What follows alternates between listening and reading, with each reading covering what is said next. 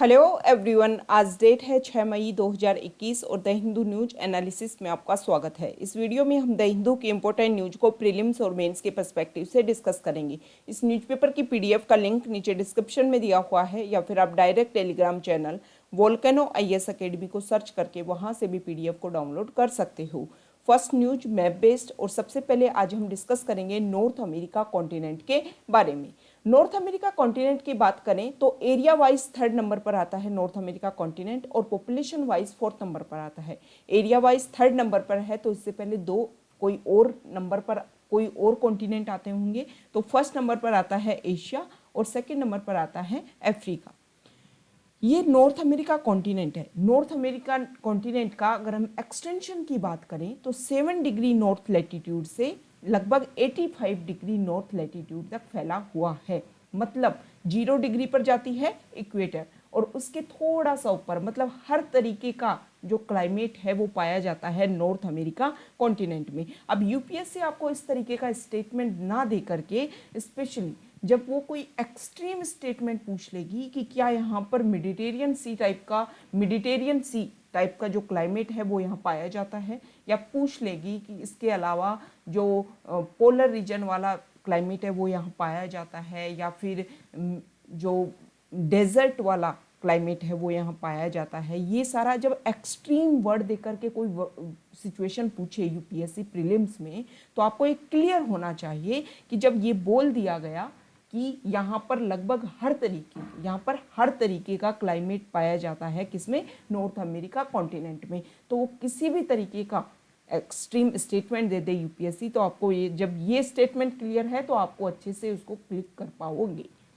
अब ये north America continent है। नॉर्थ अमेरिका कॉन्टिनेंट का नेचुरल वे में अगर हम इसका व्यू करें तो नॉर्थ अमेरिका कॉन्टिनेंट चारों तरफ पानी से घिरा हुआ है।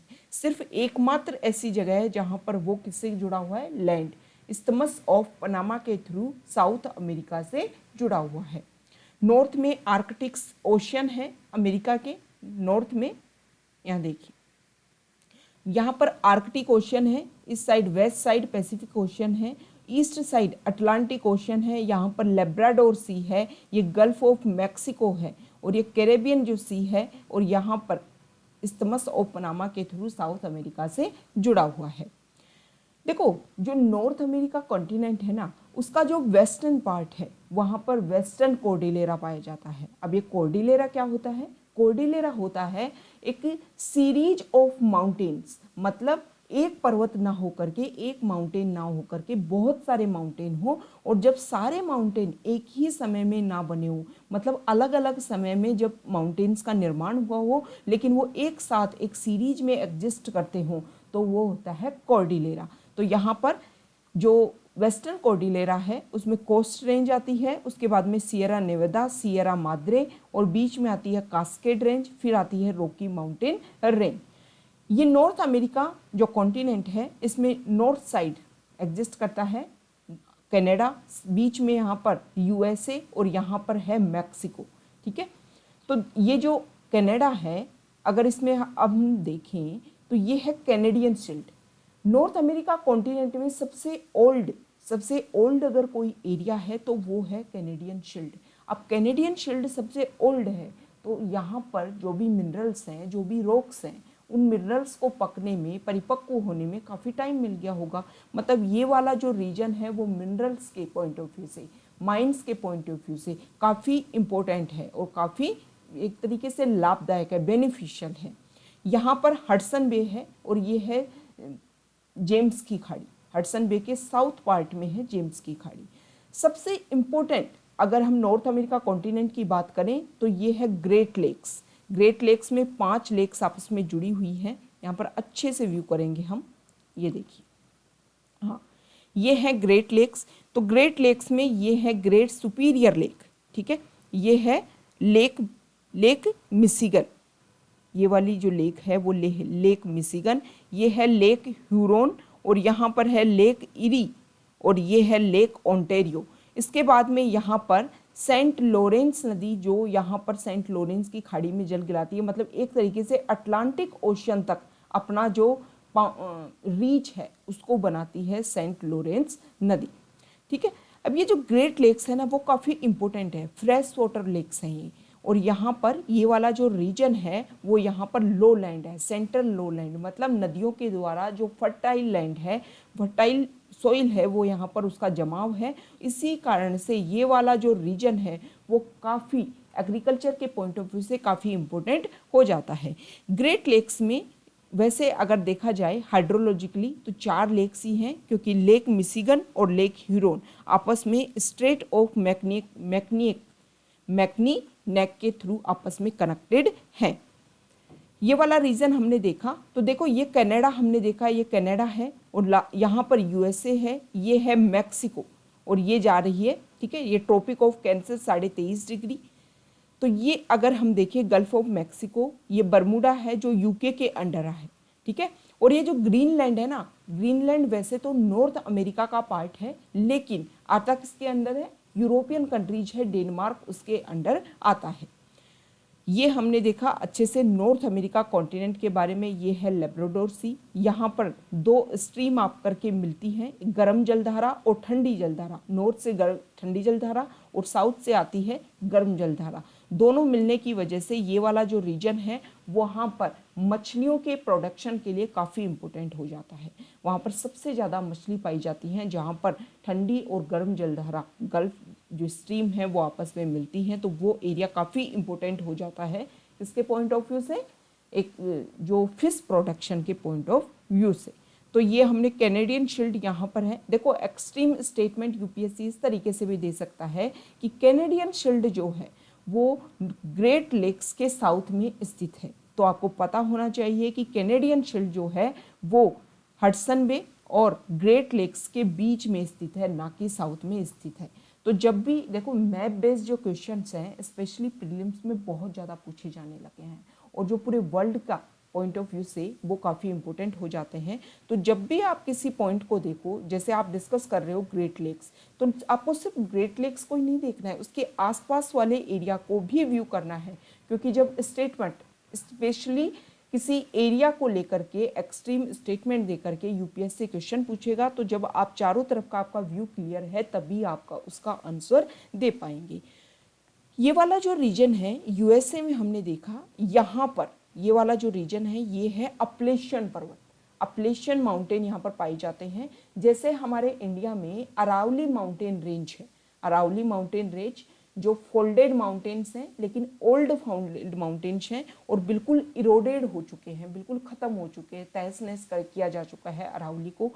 सेम तरीके का कौन है, अपलेशियन माउंटेन। तो सिमिलरिटीज़ के आधार पर भी पूछा जा सकता है कि अपलेशियन माउंटेन जो है वो न्यू फोल्डेड माउंटेन है। तो आपको क्लियर होना चाहिए कि नहीं ये ओल्ड फोल्डेड माउंटेन है और इरोडेड है। इंडिया के किसी जब कैरेक्टरिस्टिक से मैच हो रहा है किसी पॉइंट का, तो वो तो आपको ज़्यादा क्लियर होना चाहिए। तो ये हमने नॉर्थ कॉन्टिनेंट के बारे में लगभग हर इशू को क्रिएट किया, हर पॉइंट को हमने देखा। हर तरफ आप देख रहे होंगे कि देखो यहाँ पर आर्कटिक ओशन है, ब्यूफोर्ट सी है, गल्फ ऑफ अलास्का है, गल्फ ऑफ कैलिफोर्निया है, गल्फ ऑफ मैक्सिको, कैरिबियन सी, ये अटलांटिक ओशन, लेब्राडोर सी, बैफिन बे, यहाँ पर हडसन बे, जेम्स बे, ये ग्रेट लेक्स, मतलब चारों तरफ पानी से घिरा हुआ है नॉर्थ अमेरिका कॉन्टिनेंट। अब हम द हिंदू की जो इम्पोर्टेंट न्यूज़ हैं उनको डिस्कस कर लेते हैं। First news, Maratha quota unconstitutional, violates right to equality, says Supreme Court. Supreme Court ने एक स्टेटमेंट दिया है, मराठा जो गवर्नमेंट है उन्होंने महाराष्ट्र गवर्नमेंट ने मराठा कम्युनिटी को 50% से ज़्यादा, मतलब वहाँ पर जो एक रीच है, इंदिरा साहनी केस में ये बात बोली गई थी कि 50% केस की एक लिमिट है, 50% से ज़्यादा जो आरक्षण है, रिजर्वेशन है, वो नहीं दिया जा सकता, सिर्फ एक्सेप्शनल केसेज में वो दिया जा सकता है। तो सुप्रीम कोर्ट ने बोला कि जो मराठा कम्युनिटी है वो एक नेशनल जो स्ट्रीम है उसमें एक इम्पोर्टेंट रोल प्ले करती है। ऐसा नहीं है कि वो बिल्कुल बैकवर्ड है, कोई भी एक्सट्रीम ऐसी सिचुएशन नहीं है कि उनको रिजर्वेशन दिया जा सके। इसीलिए महाराष्ट्र गवर्नमेंट ने जो 50% की लिमिट को ब्रीच किया है वो वायलेशन है किसका, राइट टू इक्वलिटी का। इसीलिए मराठा कोटा रिजर्वेशन जो दिया गया था महाराष्ट्र गवर्नमेंट के द्वारा उसको सुप्रीम कोर्ट ने अनकॉन्स्टिट्यूशनल क्लियर कर दिया है। उन्होंने ये बोला कि एक्स्ट्रा ऑर्डिनरी जो सिचुएशन होती है या फिर एक्सेप्शनल जो सर्कमस्टेंसेज होती हैं, ऐसा कुछ भी नहीं पाया गया कि मराठा कम्युनिटी को ये रिजर्वेशन दिया जा सके। देखो, जो महाराष्ट्र में जो गवर्नमेंट है ना, उन्होंने एमजी गायकवाड़ कमीशन बनाया था और इस एमजी गायकवाड़ कमीशन ने अपनी फाइंडिंग्स के आधार पर ये बोला था कि मराठा को कोटा मिलना चाहिए। तो सुप्रीम कोर्ट ने इसको स्ट्रक डाउन किया है। इसके बाद में जो बॉम्बे हाई कोर्ट जजमेंट दिया था कि हाँ कोटा दिया जा सकता है, उसको भी ख़त्म किया गया है, जिसने ये वैलिडेट किया था कि socially and educationally backward classes act of 2018 Maharashtra government के द्वारा जो ये एक्ट लाया गया उसको वैलिडेट कर दिया गया था। तो इन सबको स्ट्रक डाउन कर दिया है सुप्रीम कोर्ट ने। हाई कोर्ट ने जून 2019 में जो रिजर्वेशन दिया जाना था 16%, हालांकि उसको घटा करके, गायकवाड़ कमीशन ने तो बोला था कि 16% आप रिजर्वेशन दो, लेकिन गायकवाड़ कमीशन की रिकमेंडेशन को कम करके थोड़ा सा एजुकेशन में 12% और एम्प्लॉयमेंट में 13% मराठा को हाई कोर्ट ने दे दिया था रिजर्वेशन। अब सुप्रीम कोर्ट ने ये बोला है कि जब आप इस तरीके से जो परसेंटेज है, जो 50% का एक दायरा है, उसको घटा रहे हो, उसको बढ़ा रहे हो, मतलब 50% था फिक्स था, उसको बढ़ा रहे हो, कम नहीं कर रहे हो, आपने कम नहीं किया। आप ये नहीं बोल रहे हो कि हमने तो एमजी गायकवाड़ कमीशन की रिकमेंडेशन के आधार पर कम नहीं किया है, आपने परसेंटेज को एक तरीके से बढ़ा दिया है। सुप्रीम कोर्ट ने ये बोला कि जब आप एक तरीके से सेपरेट रिजर्वेशन दे रहे हो मराठा कम्युनिटी को, तो यह आर्टिकल 14 और आर्टिकल 21 का वायलेशन है। इंदिरा साहनी केस 1992 उसको रिविजिट करने से डिक्लाइन कर दिया टॉप कोर्ट ने, और उसने ये बोला कि इंदिरा साहनी केस हर टाइम के अकॉर्डिंग सुप्रीम कोर्ट के द्वारा जो भी स्टेटमेंट दिए जाते हैं वो अलग होते हैं। तो ज़रूरी नहीं है कि जब आप एक जजमेंट दे रहे हो तो दूसरे का व्यू करो ही। 50% की सीलिंग लगाई गई है रिजर्वेशन के लिए। एक्स्ट्रा ऑर्डिनरी सर्कमस्टेंसेज जब हों या फिर कुछ एक्सेप्शनल केस हों, तब भी क्या किया जा सकता है, रिजर्वेशन मोर देन 50% दिया जा सकता है।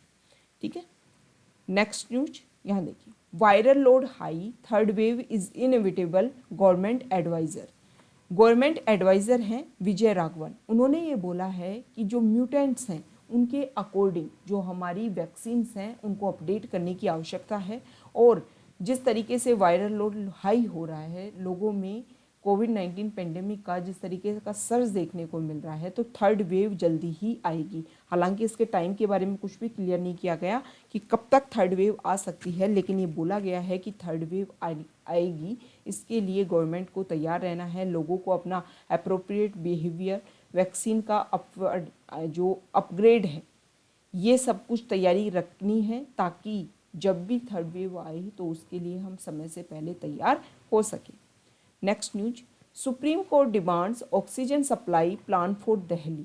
सुप्रीम कोर्ट ने सेंट्रल गवर्नमेंट को ऑर्डर दे दिए हैं कि आप कुछ भी करो, बर्न द मिडनाइट ऑयल, मतलब आप रात भर चाहे काम करो, लेकिन दिल्ली को डेली की daily 700 metric tons oxygen, medical oxygen आप किस तरीके से प्रोवाइड करवाओगे, इस तरीके के लिए, इस काम के लिए आपका जो प्रोसीजर है, जो कॉम्प्रिहेंसिव प्लान है, उसको आप प्रिपेयर करो और हमें सौंपो कि आप किस तरीके से अपने इस टारगेट को कंप्लीट करोगे। क्योंकि देखो, जो सुप्रीम कोर्ट के द्वारा ये बात बोली गई कि जिस तरीके से ऑक्सीजन की कमी होने की वजह से लोगों की डेथ हो रही है, वो बहुत ही गलत है। बेसिक एसेंशियल सर्विसेज में आ गया है ऑक्सीजन, और उसको प्रोवाइड करवाना एक तरीके से गवर्नमेंट की ड्यूटी है। Next news, RBI steps into ease कोविड-19 बर्डन। देखो, इंडिया की जो इकोनॉमिक रिकवरी है उसको दोबारा से थ्रेट मिलने लग गया है। मेजर रीज़न क्या है, कोविड-19 पेंडेमिक की सेकेंड वेव।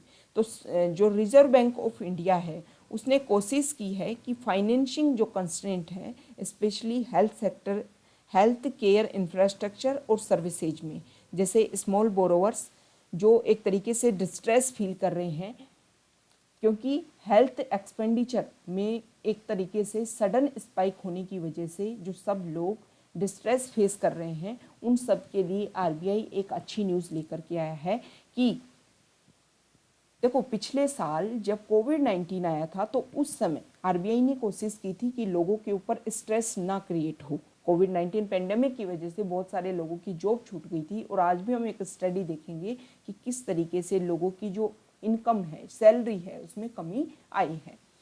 पिछले साल जब आरबीआई ने कोशिश की थी कि लोगों को जिन्होंने लोन ले रखा है उनको प्रॉब्लम ना हो, इसलिए आरबीआई ने मोरेटोरियम घोषित किया था।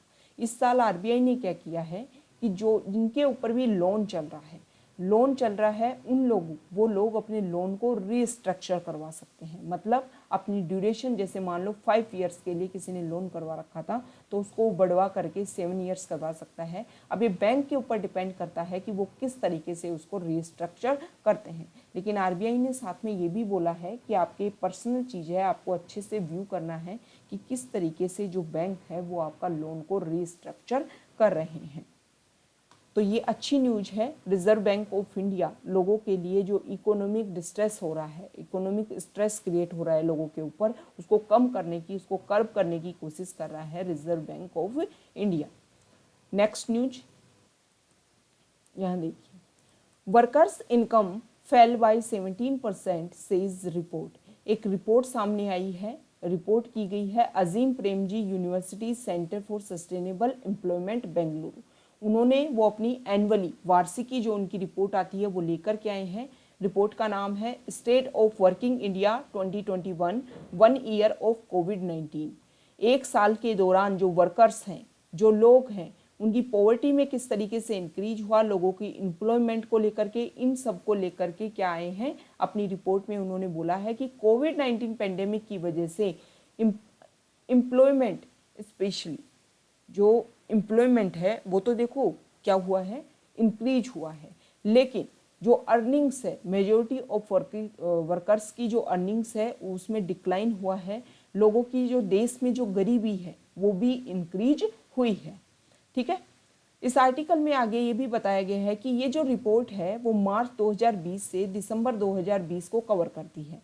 मतलब कोविड-19 के दौरान एम्प्लॉयमेंट, इनकम, इनइक्वलिटी, पॉवर्टी, इन सब के ऊपर क्या इम्पैक्ट पड़ा, उन सबको इसमें कवर किया गया है।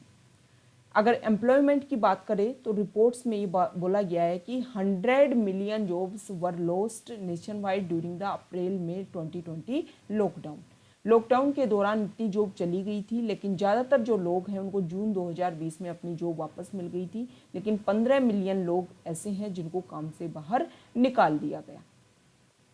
मंथली इनकम दिखाई गई है, बहुत ही कम है।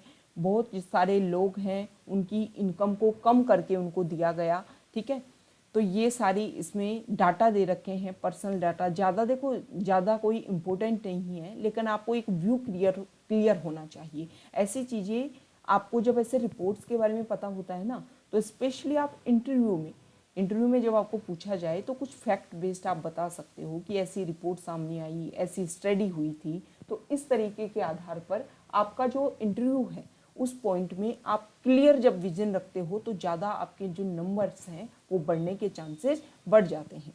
Next news, 5G, China expresses concern regret. देखो 5G का जब यहाँ पर हमारे ट्रायल करने की बात की जा रही थी तो चाइनीज़ जो टेलीकम्युनिकेशन फर्म्स हैं, जिसमें हुए है, इन सबको बाहर कर दिया गया और हमारे इंडिया की जो टेलीकम्युनिकेशन फर्म्स है जैसे वोडाफोन, एयरटेल, जियो, इन सबको पार्टिसिपेट करने की कोशिश की गई। तो एस जयशंकर ने global dialogue series event in London, उसमें ये बोला कि इंडिया का जो व्यू है उसमें ऐसा नहीं है कि अब रिलेशन ख़राब कर दिए जाएं। मतलब प्रॉब्लम ये है कि चाइना जो है वो इस चीज़ को लेकर के काफ़ी नाराज़ है। उन्होंने अपनी कंसर्न को एक्सप्रेस किया है कि इस तरीके से नहीं होना चाहिए था। हमारी जो टेलीकम्युनिकेशन फर्म्स हैं उनको भी ट्रायल करने की परमिशन दी जानी चाहिए थी, लेकिन ऐसा नहीं किया गया। जब इंडिया के लिए तो हो सकता है कि हमारे रिलेशन, बॉर्डर टेंशन फिर से क्रिएट हो जाए, लेकिन एस जयशंकर ने ये बात बोली कि नहीं होना चाहिए, बॉर्डर टेंशन जो प्रॉब्लम्स हैं वो नहीं होनी चाहिए। एक सेकेंड, नेक्स्ट न्यूज यहाँ देखिए, centre alone can identify SEBC। Supreme Court ने बोला है कि सेंटर अकेला ऐसा है जो socially and educationally backward classes हैं उनको क्या करे, आइडेंटिफाई करे और फिर इन सबको रिजर्वेशन बेनिफिट्स देने के लिए उनको सेंट्रल लिस्ट में इंक्लूड करे। President that is the central government, वो अकेले हैं जिनको किस कौन सी जो कास्ट है, कौन सी क्लास है जिसको इंक्लूड करना है, कौन सी को एग्जिट करना है, ये सब कुछ प्रेसिडेंट के पास में पावर है, लेकिन सेंट्रल गवर्नमेंट से इन्फ्लुएंस होकर के वो काम करते हैं। तो एससी बीसी के बारे में आइडेंटिफाई करने के लिए वो एम्पावर्ड हैं, और किसी भी क्लास को इंक्लूड करना है तो आर्टिकल 342A सब क्लोज 1 के अंडर वो कर सकते हैं। ठीक है। इसके अलावा इसमें आगे ये बोला गया है कि सेंट्रल जो गवर्नमेंट है, central list is the only list for the SEBC।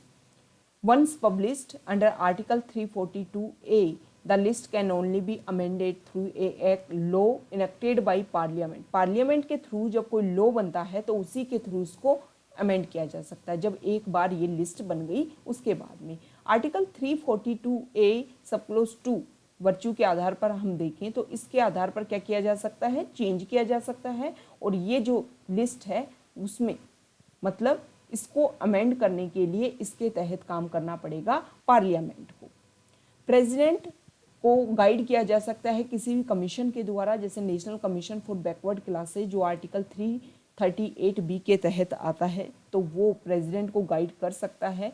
और स्पेशली जो स्टेट की जो रिकमेंडेशन होती है उसके आधार पर भी कोशिश की जा सकती है, उनको देखा जा सकता है, विजन किया जा सकता है, व्यू किया जा सकता है, और अगर सही लगता है तो उस क्लास को इंक्लूड किया जा सकता है किसमें, SEBC लिस्ट में। Next news, committed to free India says Election Commission. देखो इलेक्शन कमीशन जो है वो डाइजेस्ट ही नहीं कर पा रहा है कि सुप्रीम कोर्ट ने ये बोल दिया कि जो जब भी आपके ऊपर कोई ओरल कमेंट्स पास किया जाएगा जुडिशरी के द्वारा तो आप रोक नहीं सकते हो मीडिया को।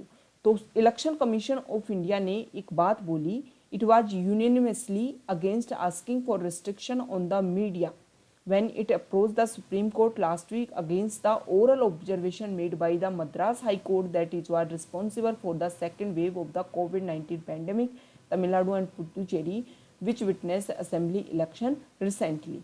Election Commission of India has taken note of recent narrative relating to his position in relation to media। मतलब जो कमीशन है उसने ये बोला है कि वो तो चाहते हैं कि फ्री एंड फेयर मीडिया हो और उनको इस चीज़ से कोई भी प्रॉब्लम नहीं है, ऐसा उन्होंने स्टेटमेंट दिया है। Jaishankar hold virtual meetings. देखो G7 फॉरेन मिनिस्टर्स की मीटिंग, उसमें जो हमारे एस जयशंकर उनके साथ में जो दो ऑफिशियल्स गए थे वो पॉजिटिव पाए गए हैं वहाँ पर, तो इसीलिए उनकी जो भी मीटिंग हो रही है G7 मेंबर कंट्रीज के फॉरेन मिनिस्टर के साथ में, तो वो वर्चुअल मीटिंग वहाँ पर हो पा रही है उनके बीच में। Next news, longest election did not help BJP. देखो ये तो जनरल अवेयरनेस की न्यूज़ है, ज़्यादा एग्जाम के पॉइंट ऑफ व्यू से कुछ इंपॉर्टेंट नहीं है। बीजेपी ने यह सोचा कि हमें बंगाल जीतना है, तो एक लंबे टर्म के लिए, बहुत लंबे टर्म के लिए उन्होंने 8 सेशन में किया वहाँ पर चुनाव, लेकिन इससे उनको ज़्यादा फायदा नहीं हो पाया। नेक्स्ट न्यूज यहाँ देखिए, Facebook board upholds Trump ban. 6 जनवरी को यूएसए में कुछ वायलेंस क्रिएट होता है और उसके सामने ये आता है कि जो भी वायलेंस हुआ है कैपिटल हिल में, उसमें मिस्टर ट्रंप ने सपोर्ट किया था उन लोगों को। उन्होंने अपने सपोर्टर्स को, फॉलोअर्स को वहाँ बुलाया और एक तरीके से वायलेंस क्रिएट करने की कोशिश की, क्योंकि मिस्टर ट्रंप को ये लगता है कि जो भी चुनाव हुए अभी अमेरिका में प्रेसिडेंट के, उसमें धांधलीबाजी हुई है। लेकिन इस सब जब इस तरीके का वायलेंस क्रिएट किया गया तो फेसबुक ने उनको बैन कर दिया गया। हालांकि उनका कितना समय पीरियड था, लगभग इस नेटवर्क ने 6 महीने के लिए उनको बैन किया था और वो रिव्यू करेंगे कि जो भी उनके ऊपर इम्पोज किया गया है पेनल्टी को। लेकिन फेसबुक ने दोबारा से जो उनके ऊपर बैन है उसको बनाए रखा है। लेकिन इसके अलावा फेसबुक की जो टीम है उसने ये भी बोला है कि इस तरीके से एक लंबे टाइम के लिए किसी को बैन करना गलत है। US to send vaccines to other countries by July 4। Joe Biden ने बोला है कि जो भी हमारे पास होगा उसका 10% हम पूरे वर्ल्ड को सेंड करेंगे। इसमें इंडिया, ब्राज़ील सारे देश शामिल हैं जिनको भी वैक्सीन की ज़रूरत होगी। हम जुलाई 4 तक जब लगभग वैक्सीन उनको पहुंचाएंगे। इसके अलावा उन्होंने इंडिया के लिए भी बोला कि इंडिया को हमने बहुत सारी चीज़ें, ऑक्सीजन, वेंटिलेटर्स, रॉ मटेरियल्स, ये सब कुछ हमने प्रोवाइड करवाए हैं। Next news, Biden undecided on Covid related TRIPS waiver.